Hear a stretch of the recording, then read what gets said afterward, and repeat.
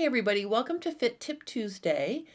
Today I want to do two things. I want to do an update on warm hats for all, and then I'm going to show you a pants fitting adjustment two ways. I spent the entire weekend teaching pants fitting for stitches at home, and I worked with a lovely group of ladies and I had such a good time. So if you're watching me and you're in that class, thank you for joining me, and you guys are doing a great job. The reason why I was kind of excited about this particular class is because it's a 2-weekend format. So this past weekend, I taught the first class. We got everybody's size and pattern type out of the way.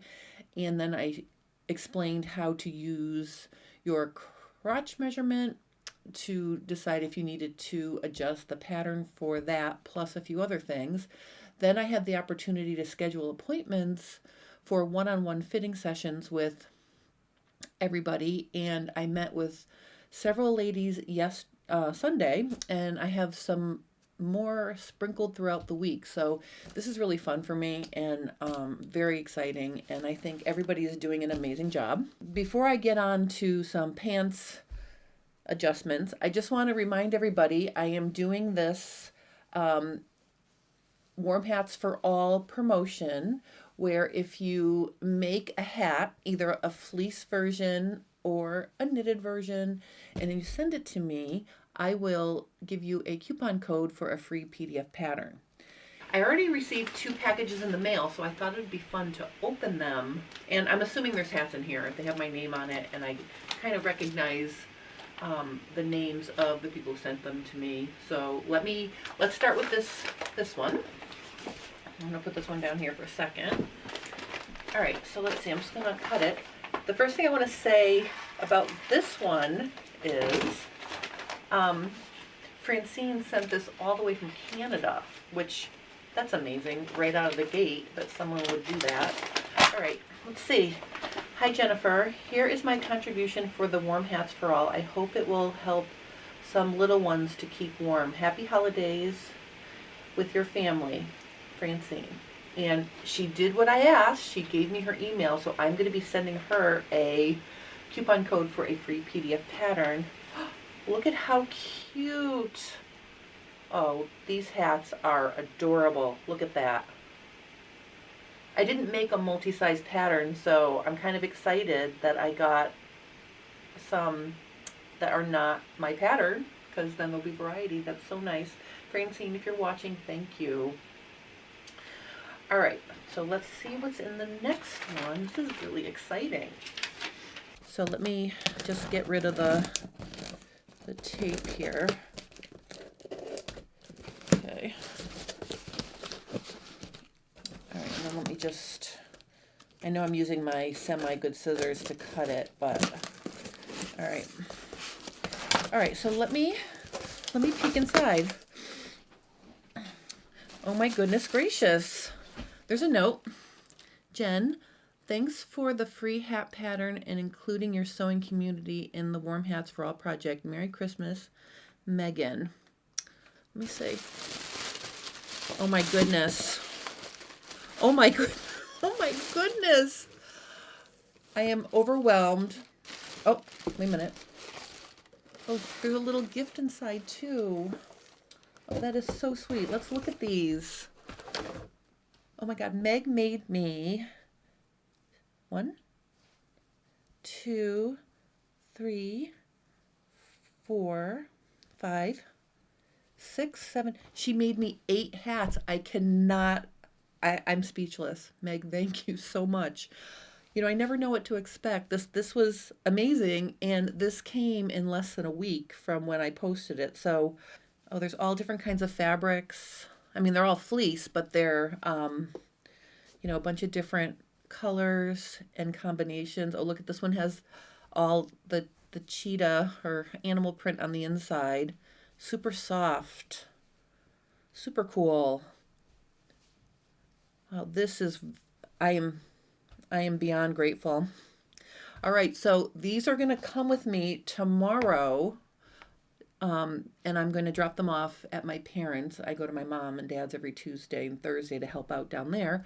So I am going to bring these to my parents' house because then Jackie comes and helps out on Wednesday. So I'm going to give these to her so she can get them to people who need them right away. You know, if you would like to participate, you know, you just make me a hat. This is, I mean, I can't even get over 8 hats. That's so nice. There's a link below if you want to participate with the link to the pattern, and you know, in that post on my website my address is there and everything. So if you send me a hat, include your email, I will send you I'll send you a coupon code for a free PDF pattern on my website as a thank you. So wow, that's that's very nice. And I am going to bring over one of my little class, these are my Zoom class pant leg pattern pieces. And I thought what I would show you today is, you know, people always say in sewing, there's more than one way to do anything. And that's true when you're doing pattern adjustments too. So today what I want to do is show you 2 ways to lengthen or shorten parts of the pattern. And really, it doesn't matter. You can use this technique to lengthen any part of the pattern, but I think what I'll do is I will use it to show how to lengthen or shorten the inseam. But you'll see once I show you how to do it that you can really apply that to any part of the pattern. And I'm going to explain the differences between doing it the first way and the second way. So what I'll do is I will show you one way on the front, and then I'll show you the second way on the back, and then I'll explain why they're different. So sometimes when you're making pants, the side and inseams might not agree, and some telltale signs of that is if your vertical grain line is, you know, going off to the side one way or the other. Sometimes you need to lengthen or shorten an inseam or side seam to get your grain line straight. There are other causes for that, but that could be a thing. Or if you have wrinkles going down the inseam in the back, not pointing to your, the crotch level, but sort of going down the inseam on the back leg, that can be a sign that your inseam is too short. And if you're more interested in that topic, I did a related video where I showed how to lengthen the inseam if after you scoop the crotch, the inseam became too short. So you can check out that video here. But what I want to do now is show you 2 ways to lengthen or shorten. So I'm going to cut this in half to start out, just to make it easier. And let's start with the front. Okay, I'm going to start by drawing a horizontal slash line about 1.5 inches, 2 inches below crotch level. And I'm going to create a pivot over here on the side seam because we're going to be lengthening, and then I'll show you how to shorten as well, the inseam. So what you do is you slash across, okay, and then you make a little hinge on the side. To lengthen, you would just rotate the top part of the pattern up the amount you need. Okay, so you'd get that split. And I'll just put a piece of, I'll just put a little sticky note under there so you can really see. Okay, so if you wanted to lengthen the inseam, you can do that. Okay, you can see the yellow is where we've now added length to that inseam. In reverse, if you need to shorten your inseam, you can just overlap the amount you need. All right, so it's really easy to do it this way. You can get rid of, your length or add to your length. On any edge, just draw your slash line where you need it. And actually, if I had been trying to adjust my side seam, I would have just switched my pivot point over here to the inseam and cut through my side seam and spread or overlap. So this is a really easy way, but let me show you what it does. So I'm going to tape this open here. And in the case of lengthening, you would just, go in and you would true this up by sort of finding the middle of the road and just kind of creating a smooth transition there to redraw your inseam. But notice what it's doing to the grain line. I'm going to just continue my original grain line straight up to reestablish it. And that's another question actually I get quite a bit. If you make adjustments and it makes the grain line thrown off above the adjustment, you always want to use the grain line on the leg to reestablish it. So I reestablished my original grain line, and you can see what it did was it pushed the pattern towards the side seam. Okay, and if I had been shortening the inseam, it would have done the reverse. It would have made it go this way. Okay, so shortening would make it come this way. Lengthening it pushes it over to the side. Now, let me do the second way, and then I'm going to compare these two ways and explain which way might be better for you. All right, so let me just put this aside for a second. And on the back leg, I'm going to show you a second way to lengthen or shorten the inseam. So I'm going to draw a horizontal guideline, but this time I'm only going to draw it to the vertical grain line on the pattern, and then I'm going to use the vertical grain line as a second slash. So in this case, we're going to cut this out.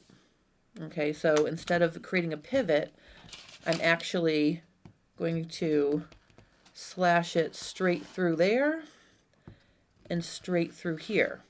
So what this allows me to do, and let me just get another sticky note. These sticky notes are really handy for like showing and filling in the space on my little half scale things here. Okay, so you can see here to lengthen, all I would have to do is slide that up. Okay. Or if I wanted to shorten, I would mark the amount I wanted to shorten it, and then I would just slide it down to meet it. So if I wanted to shorten it a ½ inch, I would just make a line below the slash a ½ inch and then tape it in place. All right, so we'll just keep it consistent here that we're lengthening it. Okay, so I'll lengthen it a similar amount. And you can see right away that when you do it this way, you're not changing the grain line. Okay, so this grain line is still accurate. We don't need to reestablish the grain line. Okay, because you can see it hasn't changed. So I'm going to bring back my first way. Okay, so I've got both of my versions here now. So let me explain how I think they work. If you have a straight figure and you don't have a curvy side seam, it's better to do it this way because you're just lengthening it and you're not changing the shape of your side seam. So, and then let me just show you, to true up your waist edge here, you're just going to reconnect the original center back and side edges like this. All right, so that completes that. But we haven't changed anything about the shape or grain, so this pattern is still the same shape. Whereas when I use the pivot method, so slash and sort of pivot, it pushed the side seam over and it creates more of a curve than was there before. And I just want to finish this here. I'm going to get rid of my pocket for a second. Okay, so you can see it tipped it out. Now, if you have a high hip curve, for example, this method could work because it's also pushing the fabric to the side a little bit, and sometimes this works out better if you've got a curvy shape. All right, so another thing is it pushed the center front edge and tipped that up a little bit, and that can work out nice if you have a defined waist and you need to create a smaller shape at the top of the pattern, because one of the ways that you can fit your waist is by, taking a little bit off your center front. I'll just use a pink thing here, pink pen, So if you're tipping the top of the pattern up, it's already going that way. So my point I want to make here is when you're adjusting one thing, kind of look at all of your issues. Okay, if, for example, you need to create more curve on your side seams because you have a curvy shape, then use this method to lengthen or tip your pattern that way. If you're straight and you really need to minimize the curve, then do a vertical adjustment instead of a pivot adjustment. So that is something that can help you get to your end result faster. All right, so that's two different ways to lengthen or shorten part of your pants pattern. If you have any questions about how to apply this to a different part of the pattern, or if you're not sure, which way might work better for you, please post your comments in the, your questions in the comments below, and I will help you with that. All right, I just want to share one more thing before I wrap it up for today. Last week on FabFit Friday, I started the road trip wallet, and I showed how to cut out and organize the pieces. So I just want to give you a little update on where I am on that. All right, I just want to share one more update before I wrap this up. On last week's FabFit Friday, I started working on the road trip wallet, which was one of Debbie Gray's subscription boxes for the bags, totes, and organizers subscription she has. And I cut out all the pieces to make the project. And if you joined me, you saw that was quite a few pieces. You can see here I labeled them all and pinned them together with my little sticky notes.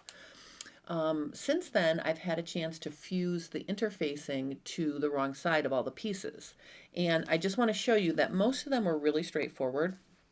If they had fleece and interfacing, like the main wallet piece, you would do the interfacing first and then put the fleece on top of that. Okay, and then all the rest of the pieces that just had interfacing, they're cut a little bit smaller so the interfacing is not in the seam allowance. Most of them are like that. The one that was a little bit different, I just want to show you, is the card slot pieces. That's the one that you needed 14 of. And the interfacing was much smaller than the fabric. So I just wanted to show you that. I read the instructions and it said to fuse those in the middle of the wrong side of those pieces. So that is a little bit odd because they're so much smaller. The interfacing is so much smaller. So I just wanted to show you that. I'm going to go ahead and do some of the sewing and get some of the parts that are a little bit involved going. So when I join you this Friday for FabFit Friday, I'll be able to show you some more progress and hopefully get the lion's share of this project done because I'm kind of excited about it. But anyway, so that would be my little update on the road trip wallet project I'm working on. And again, if you have any questions about that, please post them below and I will help you. I hope you have a great rest of your day and I'll see you on Friday.